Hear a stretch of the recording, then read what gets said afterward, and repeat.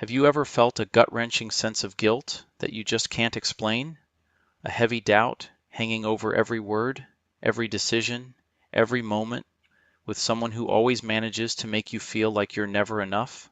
Maybe it's the way your happiness gets turned into their disappointment, or how every simple request for kindness spirals into you apologizing, again, for wanting anything at all.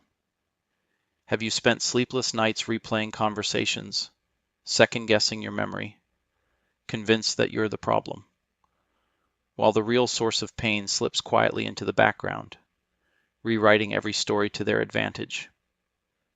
What if I told you that this is no accident, but a precise psychological trap, a form of emotional manipulation so subtle, so relentless, that it can turn your greatest strengths, your empathy, your honesty, your desire to do good, into weapons against yourself?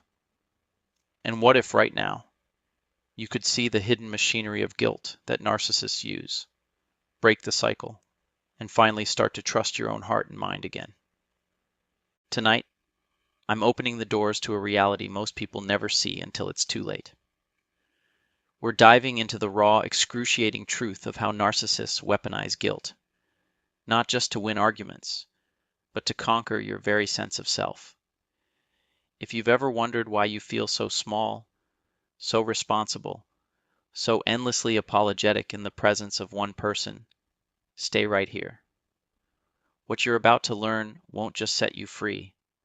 It might save you from living your life in someone else's shadow, forever haunted by guilt that was never yours to begin with. If you really want to understand how a narcissist uses guilt to manipulate you, you have to be willing to confront a maze of psychological traps and emotional landmines that most people, victims and bystanders alike, could barely imagine, let alone withstand, because guilt, in the narcissist's hands, becomes not only a weapon, but an entire operating system, one that hijacks your instincts for empathy, fairness, and self-examination and corrupts them into tools for your own self-destruction. It starts so insidiously that you might not even see it happening. Maybe you make a simple mistake. Maybe you express an ordinary need. Maybe you're just not upbeat enough one day. And suddenly, without warning, the air in the room thickens, the narcissist's mood shifts, and you're put on emotional trial for crimes you don't remember committing. Maybe you disappointed them, didn't support them enough, ruined a special moment by expressing a different opinion, or simply failed to read their mind at the exact right moment. And what follows is a storm of blame shifting, projection, and emotional blackmail so sophisticated it feels almost supernatural. You try to defend yourself, to clarify, to apologize for the imagined slight in hopes of finding peace, but your words get twisted, your feelings minimized, and somehow the conversation always circles back to your failings. If you really cared, you'd never have done this. After everything I've given you, this is how you treat me. You're so ungrateful, so selfish, so emotionally toxic. Phrases that hit with surgical precision to the part of you that wants to be good, wants to be loved, wants to be seen as kind. And before you know it, you're apologizing not just for what you did, but for who you are, desperate to be forgiven for a wound you never inflicted, desperately trying to fix things by sacrificing more, acquiescing more, giving up your own needs and truth in exchange for fleeting scraps of their approval. The narcissist's genius lies in their ability to sense exactly where your emotional defenses are weakest. Maybe you're a peacemaker. Maybe you're relentlessly self-critical. Maybe you grew up believing that love must be earned at any cost. And from there, they build a hall of mirrors in which every disappointment, every failure, every ordinary human imperfection is reframed as an unforgivable attack on their fragile, grandiose ego. Through relentless cycles of martyrdom, nobody has ever suffered as I have, and you just don't care. Manufactured crises. If you don't do X, I'll be utterly alone, broken, ruined. It'll be your fault. Gaslighting. You're making things up. You're too sensitive. You always twist what I say. Silent treatments. Clearly you need to reflect on your attitude before we talk again. They systematically rewire your capacity for self-trust. What used to be ordinary disagreement or the healthy assertion of boundaries now triggers waves of shame, second-guessing, and compulsive self-blame. And when you try to step back, get perspective, talk to friends, or consider the possibility that you're being unfairly manipulated, the narcissist ups the ante, recruiting allies to shame you, spinning tales about your alleged cruelty, or feigning a wounded innocence so convincing that you begin to question the evidence of your own eyes, the memories of your own heart.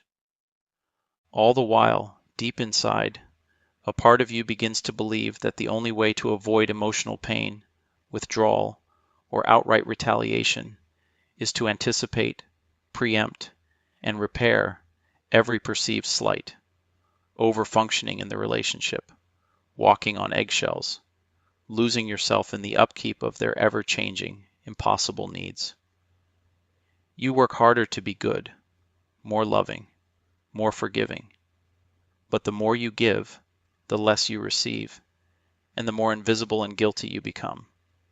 Your world shrinks around their moods, your identity erodes, and the guilt that once motivated you to be better becomes the barbed leash that keeps you from ever feeling free, safe, or worthy. Sometimes, in rare moments, you may try to confront the pattern, naming what's happening, but this only triggers the narcissist's nuclear-level defenses. You're accused of being the real manipulator, the abuser, the one who's never satisfied.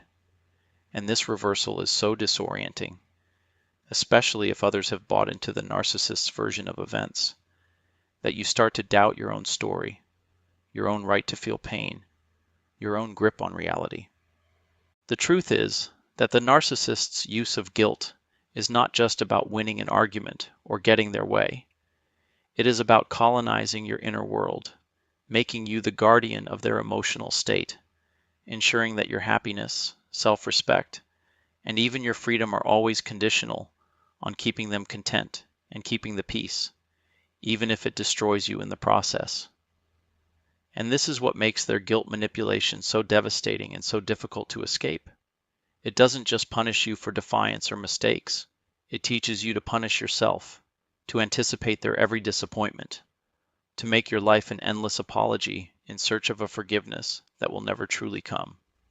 Because the actual point is never your redemption, but your subjugation.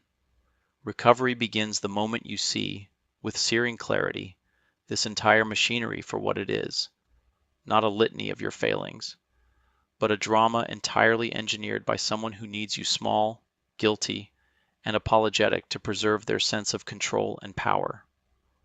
Only then, slowly and painfully, can you begin to untangle your real self from the false self imposed by their manipulation, rebuilding your instincts, learning to trust that sometimes it's not you who is wrong, it's the narrative that was designed to keep you in chains. The bitterest, purest, most liberating truth is that no amount of apologies, compassion, or perfect behavior will cure a narcissist's hunger to make you feel guilty, because for them, guilt is not a symptom, it is the goal, and your real task, however excruciating, is not to become blameless in their eyes, but to become free in your own. That is the work, the ache, the slow return to your own dignity, the step-by-step reclamation of a life no longer lived in confession, but in truth, boundaries, and self-worth that no narcissist can ever again define.